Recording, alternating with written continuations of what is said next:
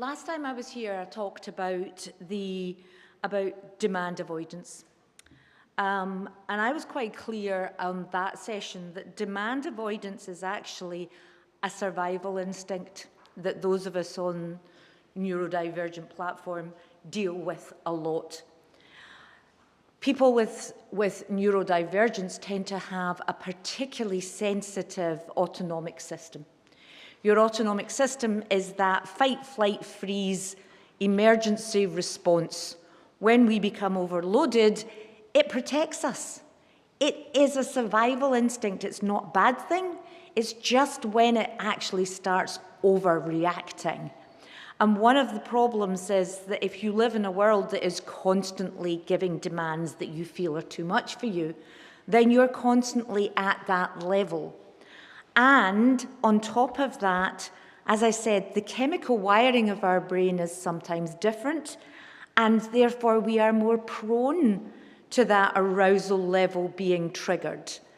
And that indeed is what PDA is. Pathological demand avoidance is about a literal chemical difference in the brain, hence pathological, which results in your autonomic system firing all the time. So I said last time that really this is a perfectly natural response to challenge. The difference is, how do we then get through life without constantly being flared? The best description I ever heard of the autonomic system and those meltdowns, overloads, whatever you want to call them, was by a lady called Phoebe Caldwell. Phoebe Caldwell has got several books. She designed a communication system called intensive interaction. And Phoebe describes arousal as an autonomic storm. And I'm thinking, yes, Phoebe, that describes it perfectly. ADHDs have autonomic storms, as do ASDs, dyspraxics, etc. So we talked about the importance of how do we keep that arousal stable. And that's really how we manage demand avoidance. If we do not feel safe, we will not engage. And that's the bottom line. And on your tables, I do have some handouts. I didn't bring slides. I do slides all the time in my training thing, so I thought, no, I don't want to lecture at you. So on the bottom of that sheet, it says, no safety, no engagement. Because to me, that is exactly the situation. And it's demand avoidance, they just don't want to do it. And it's not. It's about, if I'm not safe, there's no way I'm going down that road. Okay, so how do we make it safe? And I was looking at that in relation to coming back and saying, what are the strategies? So the strategy is very much, if we can make our person feel safe, or if we can make ourselves feel safe, then it won't trigger that autonomic storm. So we need to consider the 5 impacts of neurodivergence. Is there too much communication? Is it too complex? Is it too fast? Is it at the right level that I'm not overloaded by it? Have you got a social environment which supports you to understand what is happening, how to react to that? You're given the time and the structure and the predictability and the safety to engage with social interaction. Have you got enough structure and predictability to deal with the executive skill problems? We all have executive skill problems, those of us with neurodivergence. Executive skill is not about intelligence. It's about, does your brain actually process things correctly at the right speed, and can you keep on track with that? So that's just the way we're wired. It gets there, it just gets there by a convoluted route sometimes. But we live in a world now that is constantly demanding. There is no space to be in the modern world. I mean, in my lifetime, I'm 70, in my lifetime, I have seen a world which has become constant fifth gear. You know, there just isn't any time to find space, to protect yourself, to feed yourself, to process the world around you. It all comes at you like a cacophony. And I think that's why, as a society, we have so much stress, anxiety, and overload, not to mention the neurodivergence in us. So, and then what is our sensory system doing? So those 5 impacts, and I talk a lot about them in the SAN training, Supporting Autism and Neurodiversity. So if you want more information about those 5, then feel free to either contact me or contact Carers Link. I deliver that training. And if you're a member of Carers Link, you can either attend the training, or if you're an actual member, you can get that on video to do in your own time span. But it's all included in there. So we then sort of, how do you manage the anxiety that comes out of a world that doesn't have those adjustments? So you start thinking, how do we understand and come to terms with our anxiety? And it's very easy, I think, for others to say, well, you just need to tackle your anxiety. You need to get on top of it. You mustn't let it get to you. And I'm thinking, hi, thanks a lot. Any suggestions of how to do that?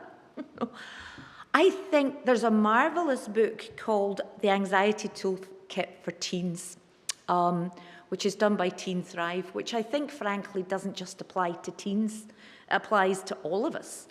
And really what it does is explain the whole autonomic system as the different things: anxiety, stress, the warrior, the spy, and so on. And then it has a whole load of different strategies to manage anxiety in different headings. And some of those would work for one person, and some of them wouldn't. And I mean, I've read through the whole book on several occasions now. And some of the things I'm thinking, there's no way we're going to do that. You know, I am a very mindfulness person, but there's no way I'm going to be able to sit in a corner as an ADHD and think, I'm just going to let my mind flow, you know. I don't do that. I do constant activity, you know. So that won't work for me. Whereas a lot of the body stuff, you know, the deep pressure, the activity, the you know, sort of, I feel stressed, I need to march 6 times round the garden, that works for me. But then the mindfulness might work for somebody else. So it's a very good toolkit, and that's why it's called a toolkit, because there's a whole load of different options that will work for some people and not for others. So understanding what causes your own anxiety and recognizing it. On the training, I talk a lot about arousal management. And arousal management, arousal is when that stress becomes a level that then triggers that autonomic system. And we go into fight, flight, or freeze. And one of the really important things for us as neurodivergents and for those around us supporting us is around about saying, how do we recognize that arousal? And the trouble so often is it's not until the outward signs start showing that people sort of think, oh, they seem to be a little bit stressed. Well, by the time you're starting to show the symptoms, you're probably way past a little bit stressed. And somebody saying, just try some deep breathing. You know, by this stage, you're probably hyperventilating. You're kind of thinking, deep breathing? It's not going to work. You know, so we need to catch it earlier on. We need to be able to recognize in ourselves there has been a physical change in our body registration. We need to be able to see it in the people that we love and care for. And often it's quite subtle. So if we don't observe closely and get to recognize those signs, that slight fidget, that or the whatever else it is, which is the self-regulating behavior that comes with that, I'm just starting to kind of get a bit out of control. That's when you need to be able to read that and intervene. And that applies if you've got young children, it's probably you that's doing the intervention on their behalf. As we get older, we have to learn to be able to read that in ourselves and to know how to move on with that. You know, I'm not going to wait until I literally can't cope, because by the time you're at that level, your executive skill and capacity to stop, plan, and put in an action isn't going to work. You're just not going to be at that level to be able to problem solve once you get to that stage. So understanding arousal and being able to register it and being able to inform others about it and having something that you can actually do about it is really the answer to ending up in that meltdown situation. And the trouble is, the more often those disaster meltdowns happen, the more inadequate you feel, the more broken you feel, the more unsafe you feel, and the people around you start to think, you know, she's just a hopeless case, and, you know, it's bad behavior, or it's, you know, oh, for goodness sake, here we go again. So the whole thing breaks down. So if we can actually look at how do we identify that arousal level and look to then deal with that. There's quite a lot of stuff about arousal management techniques, sensory self-regulation things in amongst our timetable at Carers Link. And on the end of the table there's actually a list of all the training that we, in theory, deliver. It doesn't run all the time because we don't have the money to run it all the time. But, you know, if people say, contact us and say, we really need this, then we'll do our very best to actually put it on. We've just finished a sand block. Well, not quite. We're doing communication passports, which is the last session next Friday morning. But we do the sand plus that add-on session in each block. But there is stuff, and there are pieces of information about dysregulation and so on, and on the handout that I've left on the desks, there's the counsellingdictionary.org.uk. They actually have quite a good understanding in managing deregulation. And equally, in the additional handout that's lying, and I haven't got enough of those, there's the OT Toolbox website, which is an American website, but it's run by an occupational therapist, obviously, and it has a whole load of information on dysregulation, because that's basically where all it all goes wrong. So if we're trying to decide how do we, there's two sides of it. How does the individual maintain their own regulation? And how do we look at the environment that triggers those things as well?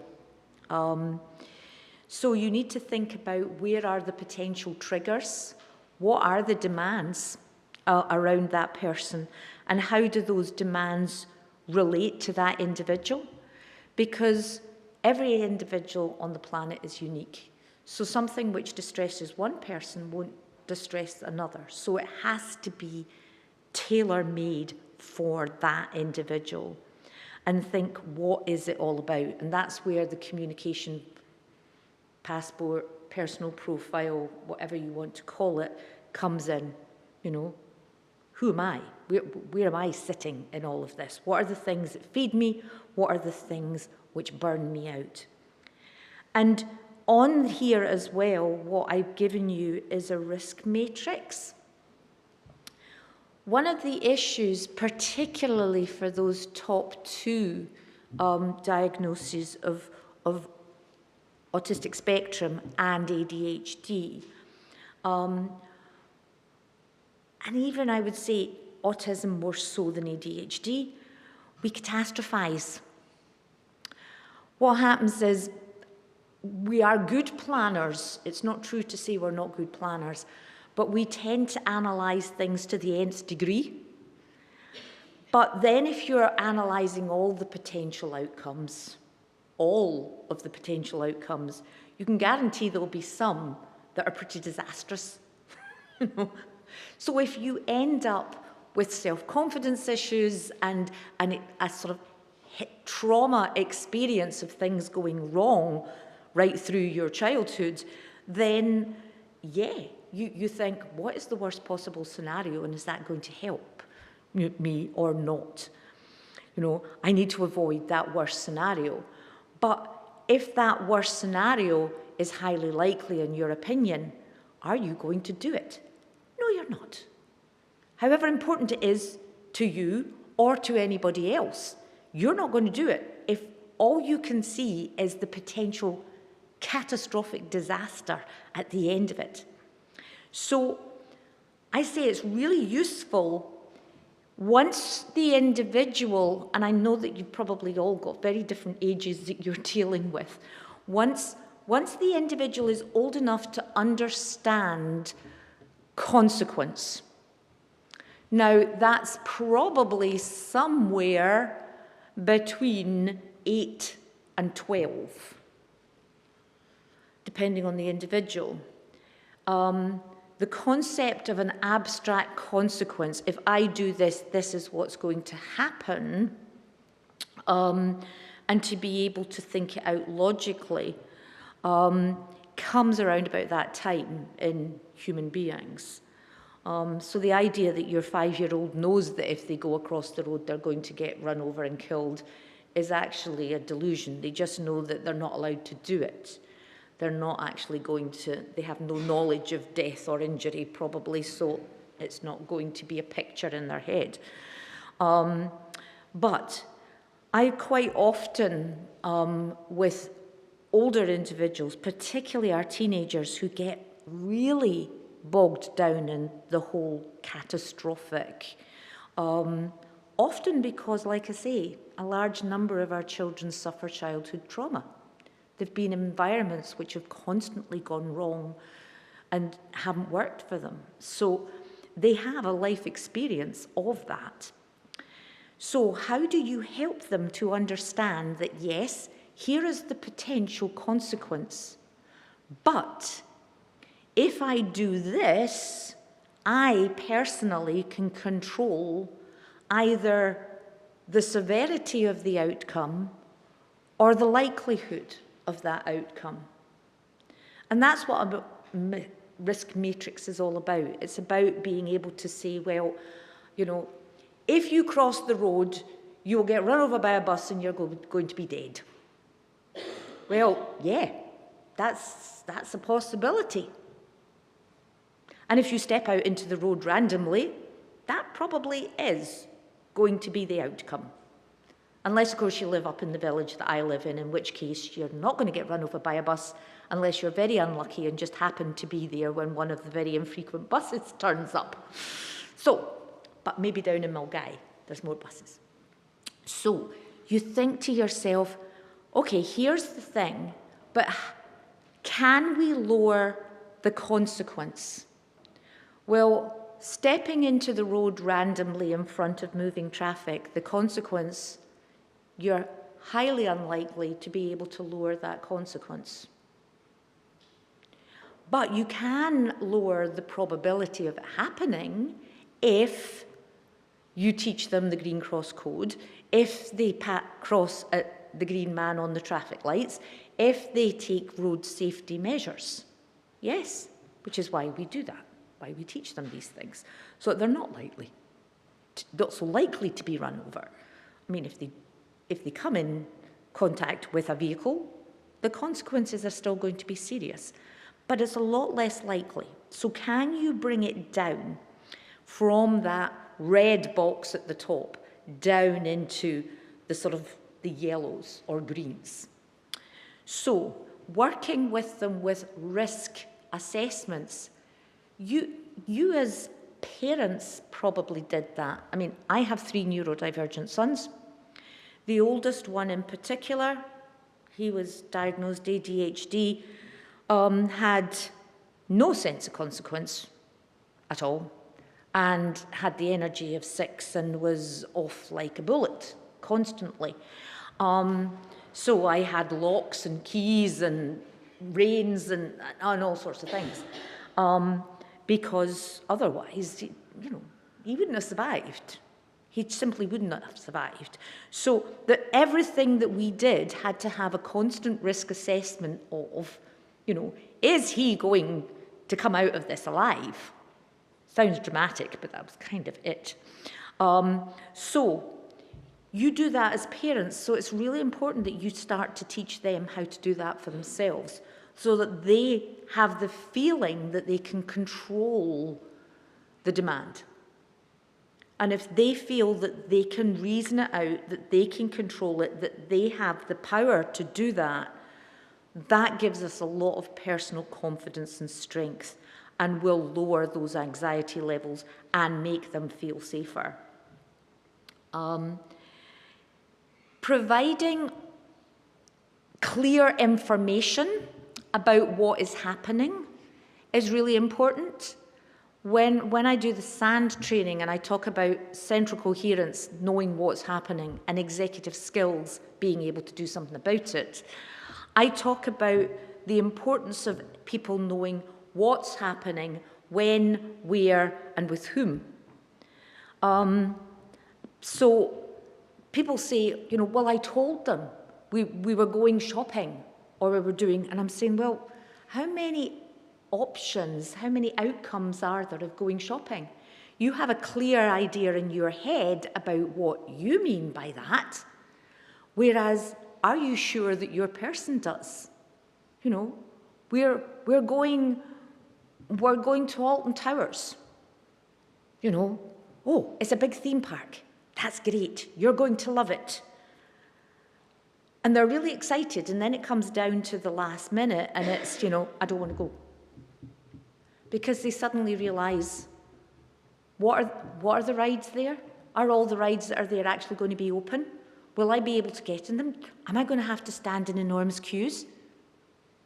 And there you go. Here comes the whole overthinking, catastrophizing stuff comes up, and all of a sudden, this doesn't sound like such a good idea anymore. So, you know, you've put all this planning into something happening, and then they say no. You think, you know, and it might actually be something that they desperately want to do, but there's that, I just don't know, and I can't trust it to go the way I want it to go, because they don't have control of it, they don't feel safe doing it, and if there's no safety, there's no engagement.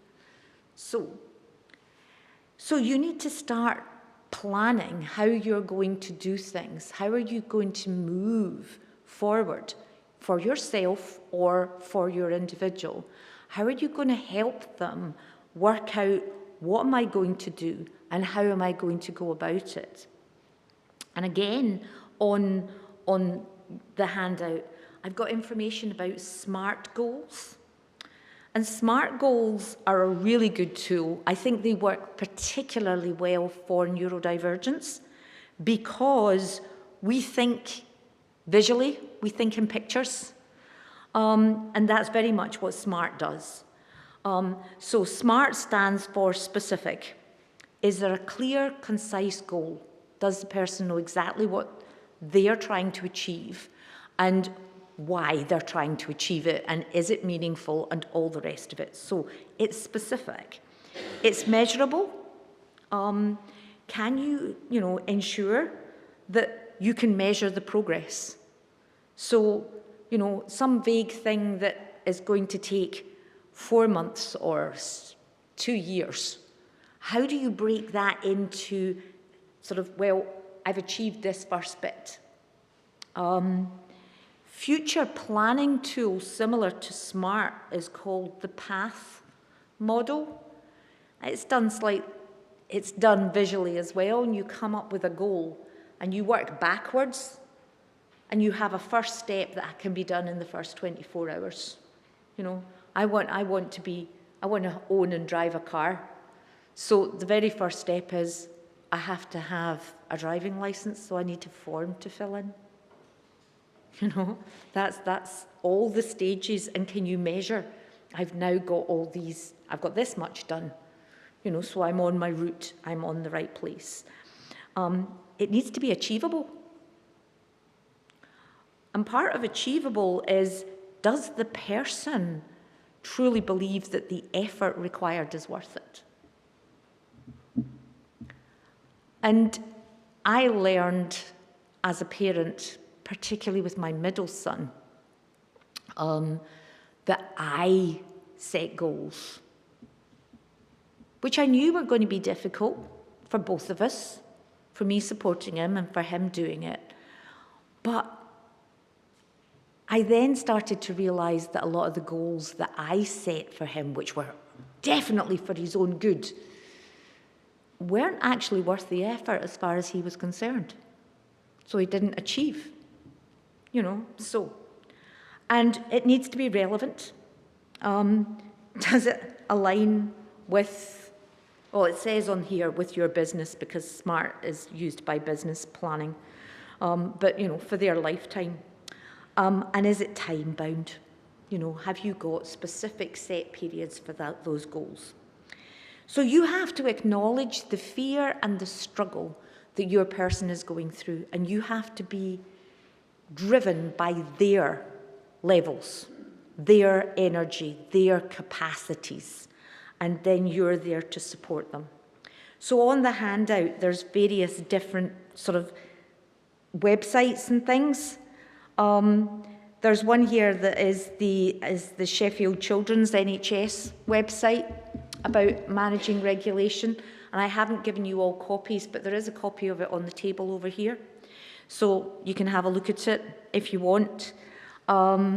So we need to build a physical environment that prevents the pain, and we need to build an internal resilience which makes that individual feel safe and have tools that enable them to feel safe. So things like risk matrices, things like goal setting, things like arousal registration and dealing with. You know, what is their way of dealing with that regulation? So if we feel safe, we engage. If we don't feel safe, we don't. It's as simple as that.